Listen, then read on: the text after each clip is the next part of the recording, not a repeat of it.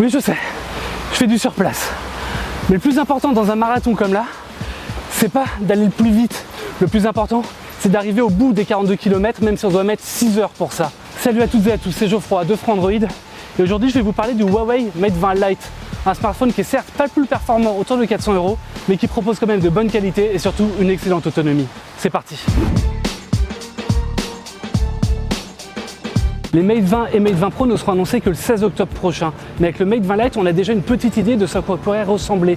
On a un smartphone avec un dos en verre qui est plutôt sympa, de jolie finition. Et même si avec son Kirin 710, c'est pas le smartphone le plus puissant du marché, eh bien il permet quand même de faire tourner PUBG Mobile en configuration maximale. C'est reparti pour moi. Pour la photo, il s'en sort très bien en bonne luminosité. En basse lumière, en revanche, c'est plus compliqué, mais c'est le cas de tous les smartphones milieu de gamme. Dans toutes les conditions, en tout cas, il est bien meilleur que le Honor Play.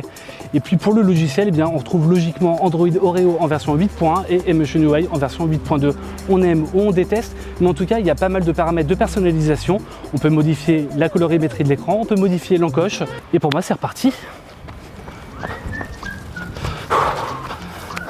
En fait, le gros point fort du Huawei Mate 20 Lite, eh bien, c'est son autonomie. On l'a utilisé avec de la navigation sur Google Maps, on l'a utilisé en prenant des photos, on l'a utilisé avec des jeux, avec des benchmarks, et à la fin de la journée, il nous restait encore 55% de batterie. Sur notre test d'autonomie personnalisé de Frandroid, eh bien, il est monté à quasiment 11 heures. C'est 45 minutes de plus que le Pocophone F1 par exemple. Et pourtant, il n'embarque une batterie que de 3750 mAh. C'est sûrement aussi grâce à la gravure en 12 nanomètres eh bien, du Kirin 710.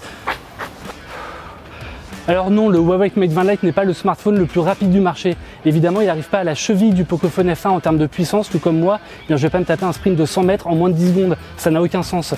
Mais en revanche, c'est un téléphone qui est très bien équilibré, il propose une excellente autonomie, il a un design qui est hyper classieux et surtout, il ne souffre d'aucun gros défaut. Merci à toutes et à tous d'avoir suivi cette vidéo, n'hésitez pas à retrouver le test en haut à droite ou dans la description.